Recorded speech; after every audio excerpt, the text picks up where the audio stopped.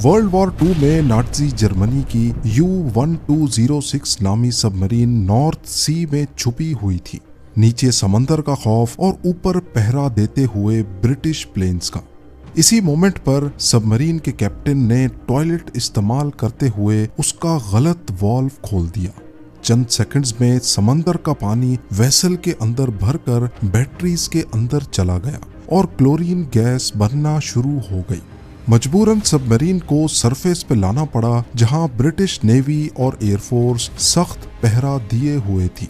उन्होंने देखते साथ ही सबमरीन को तबाह कर दिया और सारे क्रू मेंबर्स को कैदी बना डाला।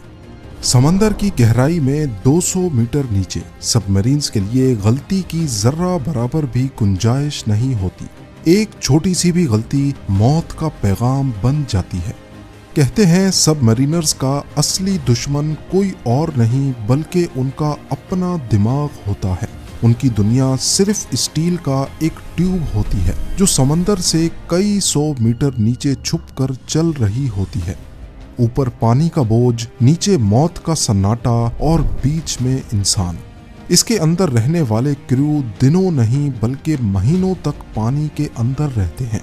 2024 में HMS वेंजेंस ने पूरे 201 दिन तक समंदर के अंदर रहकर एक नया रिकॉर्ड बना लिया। पर यहाँ सवाल उठता है कि 7 महीने से भी ज्यादा सबमरीनर्स समंदर की गहराई में कैसे रहते हैं। खाना, पानी और सबसे बढ़कर ऑक्सीजन की कमी को कैसे पूरा किया जाता है। समंदर की गहराई में टॉयलेट और दूसरे वेस्ट का क्या किया जाता है, और अगर कुछ गड़बड़ हो जाए जैसे U-1206 के साथ हुई तो उनके पास क्या क्या ऑप्शंस होते हैं। नाजरीन, अक्सर लोग सबमरीन को एक लग्जरी वेसल समझते हैं जहां कंफर्ट की हर चीज मौजूद हो, पर असल में समंदर की गहराई में बाकी दुनिया से कटा रहना भी अपने आप में एक बहुत बड़ा चैलेंज है। फिर बेशक आप एक 5 स्टार स्वीट में ही मौजूद क्यों ना हो। हकीकत में सबमरीन किसी कॉफिन से कम नहीं होती। ये एक तंग ट्यूब जैसे होती है जिसका काम ही समंदर की गहराई में छुप कर तैरना है। अंदर जगह इतनी तंग होती है कि 2 लोग मुश्किल से एक जगह पर चल सकें। हम बात कर रहे हैं नेवी सबमरीन्स की, जो देखने में तो काफी बड़ी लगती हैं, लेकिन इसी के अंदर इंजन भी होता है, कई महीनों का सामान भी, और हैरत अंगेज तौर पर 130 से भी ज्यादा क्रू मेंबर्स के लिए जगह भी। कंपैरिजन के लिए बताता चलूं कि जहां एक नॉर्मल प्रिजन सेल में कैदी के पास 80 स्क्वायर फीट तक जगह होती है, वहीं सबमरीन में एक क्रू मेंबर सिर्फ 20 स्क्वायर फुट तक की जगह को एंजॉय कर सकता है। तो अगर यूं कहा जाए कि सबमरीनर्स मिशन पर नहीं बल्कि 6-7 महीनों की कैद में जाते हैं तो ये भी गलत नहीं होगा। यहाँ प्राइवेसी का कोई कॉन्सेप्ट ही नहीं होता। हर शख्स की प्राइवेट स्पेस सिर्फ उसके कंधों तक होती है। हर वक्त किसी न किसी का कंधा एक दूसरे से टकरा रहा होता है, और यहीं से शुरू होता है सबमरीनर्स का पहला चैलेंज, क्लैस्ट्रोफोबिया। ये एक ऐसी कंडीशन को कहते हैं जिसमें तंग जगहों पर इंसान खौफजदा हो जाता है, पैनिक अटैक्स होते हैं और हार्ट बीट तेज हो जाती है। दिमाग सही से काम नहीं करता, और इस कंडीशन में जो फैसले लिए जाते हैं वो भी अक्सर गलत साबित होते हैं। नेवी की सिलेक्शन के प्रोसेस में क्लैस्ट्रोफोबिया को बारीकी से ऑब्जर्व किया जाता है। अगर हल्के से भी असरात जाहिर होते हैं तो कैंडिडेट को रिजेक्ट कर दिया जाता है। सबमरीन लाइफ का सबसे पहला चैलेंज आपकी नींद होती है। अगर आपके पास सोने के लिए अपना प्राइवेट बेड है तो आप खुश नसीब हैं, क्योंकि सबमरीनर्स में प्राइवेट बेड नाम की कोई चीज नहीं होती। ये बंक कॉफिन जैसे टाइट होते हैं एक दूसरे के ऊपर, जिसमें इंसान सिर्फ लेट सकता है, बैठना भी मुमकिन नहीं। सबमरीन के बेड पर लेटना कब्र में सोने से कम नहीं है। USS मिजोरी जैसी सबमरीन्स में 135 क्रू मेंबर्स होते हैं, जबकि बेड्स सिर्फ 94। मतलब एक बेड को अलग अलग सेलर्स शेयर करते हैं। यहाँ एक सिस्टम होता है जिसे हॉट बंकिंग कहते हैं। एक सेलर जब अपनी ड्यूटी के लिए उठता है तो उसी वक्त किसी और की ड्यूटी खत्म होती है और वो उसी गर्म बेड में घुस जाता है। यानी यहाँ बेड कभी ठंडा ही नहीं होता। सोचे, यहाँ नींद भी आपकी अपनी नहीं है, वो शिफ्ट सिस्टम का हिस्सा होती है। सबमरीन्स में दिन रात का कोई कॉन्सेप्ट नहीं होता, क्योंकि ये कई 100 मीटर समंदर के नीचे होती है, जहां सूरज की रोशनी पहुंचने का कोई चांस नहीं होता। इसी वजह से इंसान का sleeping cycle natural sleep cycle से बिल्कुल मुख्तलिफ होता है। यहाँ हर किसी को आर्टिफिशियल स्लीप साइकिल बनाने पड़ते हैं। अब आप सोच रहे होंगे कि इतने लोग इतने अरसे तक एक ही जगह पर बंद हों तो उनको खाना कहाँ से मिलता होगा। सबमरीन जब मिशन पर निकलती है तो उसमें 20,000 केजी तक खाने का सामान लोड किया जाता है। पर इससे भी हैरानी की बात यह है कि सबमरीन में इस सामान के लिए कोई खास स्टोरेज नहीं होती, बल्कि पूरी सबमरीन में सारा खाना फैला दिया जाता है। बेड्स के नीचे कॉरिडोर पर सारा सामान फैला दिया जाता है और क्रू मेंबर्स उनके ऊपर लिटरली चल रहे होते हैं। शुरू के कुछ दिन फ्रेश फ्रूट्स, सब्जियां और मिल्क प्रोडक्ट्स दस्तयाब होते हैं। इनको शुरुआती हफ्तों में कंज्यूम करना होता है। उसके बाद पूरा क्रू केन्ड और फ्रोजन फूड पर गुजारा करता है। पर सबमरीन्स पर खाना सबसे आला तसव्वुर किया जाता है, क्योंकि खाना ही एक ऐसी चीज है जो कई 100 मीटर नीचे क्रू का मोराल बढ़ाए रखता है। सबमरीन में अगर खाना बोरिंग हो जाए तो डिप्रेशन बढ़ सकती है, इसलिए कुछ लंबे मिशंस पर आइसक्रीम मशीन्स भी होती हैं और कभी कभी स्टेक नाइट्स भी। यहाँ प्रॉपर किचन्स और शेफ्स होते हैं, पर हादसात को कम रखने के लिए जितनी भी कुकिंग होती है वो इलेक्ट्रिक स्टोव और ओवन्स में होती है। और सबसे खास बात यह है कि नॉर्मली दिन में 3 मील्स खाई जाती हैं, लेकिन सबमरीन्स में टोटल 4 मील्स होती हैं। ब्रेकफास्ट, लंच, डिनर और आखिर में मिड रेट्स। ये मिड रेट मील आधी रात के बाद सर्व की जाती है। उसकी वजह यह है कि सबमरीन के अंदर का माहौल इंतहाई स्ट्रेसफुल होता है, जिसकी वजह से क्रू मेंबर्स की बॉडी आम इंसान से ज्यादा कैलोरीज बर्न करती है। उन्हें सुस्ती से बचाने के लिए एक एक्स्ट्रा मील ऐड की जाती है। और दूसरा, जिस शिफ्ट की ड्यूटी रात को होती है उनके लिए बीच में मिड रेट मील ही एनर्जी का वाहिद सोर्स होती है। और अब आता है सबसे हैरत अंगेज पार्ट, ऑक्सीजन। सतह समंदर से कई 100 मीटर नीचे कोई विंडो नहीं होती, जिसको खोल लिया तो फ्रेश एयर अंदर आ गई।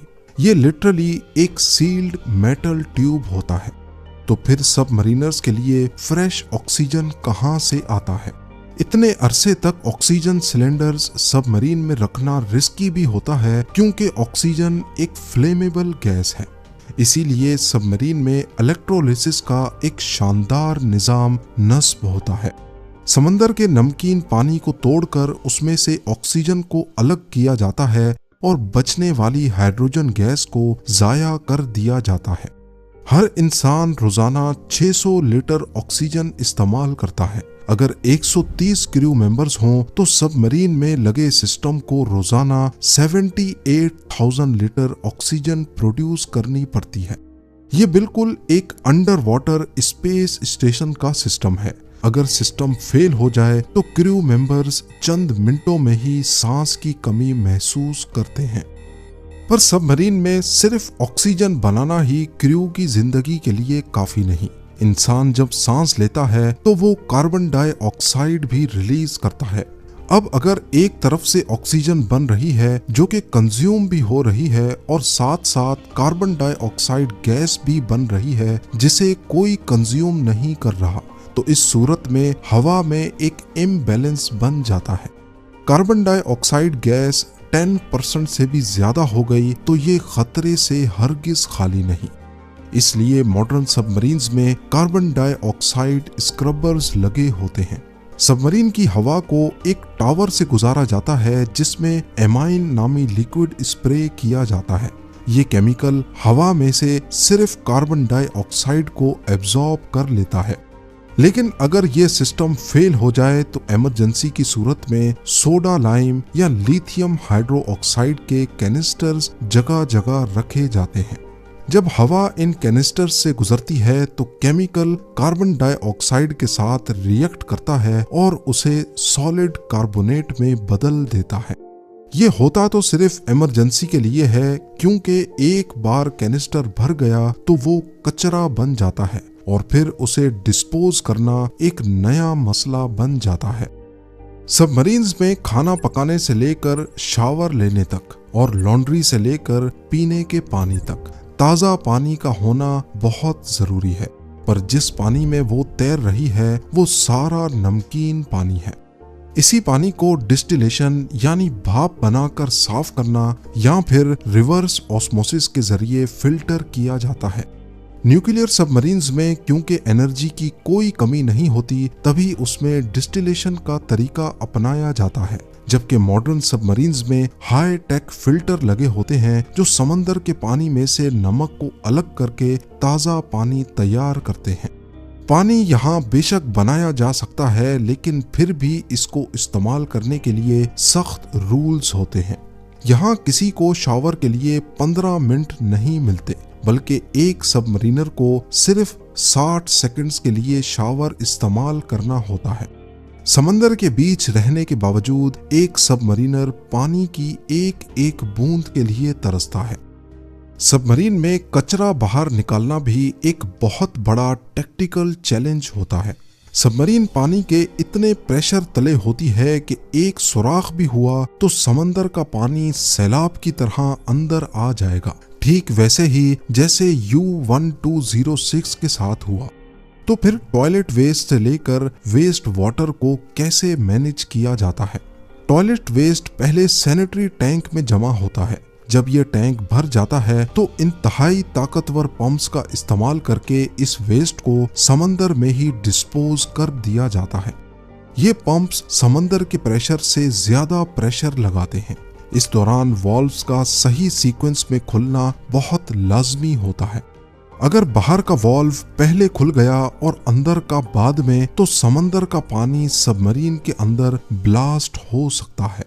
सॉलिड ट्रैश की बात की जाए तो इसको कॉम्पैक्ट करके स्टील कंटेनर्स में पैक किया जाता है और कभी कभी टॉर्पीडो के जरिए इसको बाहर लॉन्च कर दिया जाता है।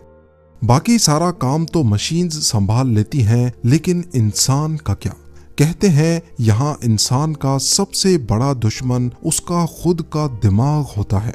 महीनों तक सनलाइट नहीं, फैमिली कांटेक्ट ना होने के बराबर, एक जैसी स्मेल, एक जैसी दीवारें और एक जैसे ही चेहरे। क्रू मेंबर्स डिप्रेशन, एंजाइटी और क्लास्ट्रोफोबिया का शिकार हो सकते हैं। सबमरीन में एक छोटी सी भी आर्ग्यूमेंट काफी खतरनाक बन सकती है। इसलिए यहाँ दिन और रात का पैटर्न बनाने के लिए सबमरीन में दिन की लाइट्स का रंग नेचुरल लाइट जैसा होता है और रात को लाइट्स रेड हो जाती हैं, ताकि माइंड को सिग्नल मिले कि अब रात हो चुकी है। पर जो भी हो, क्रू को इसी कंडीशन में जिंदगी और मौत के फैसले करने होते हैं।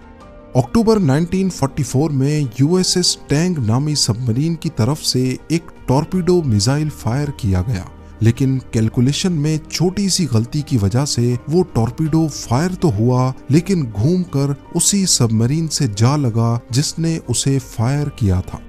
U1206 का टॉयलेट इंसिडेंट हो या USS टैंक का अपना ही टॉर्पीडो, ये हादसात हमें बताते हैं कि सबमरीनर्स की जिंदगी सिर्फ दुश्मन से लड़ना नहीं, बल्कि हर पल अपने ही दिमाग, अपनी ही मशीन और उस खामोश समंदर से लड़ना है जहां गलती की सजा सिर्फ मौत है।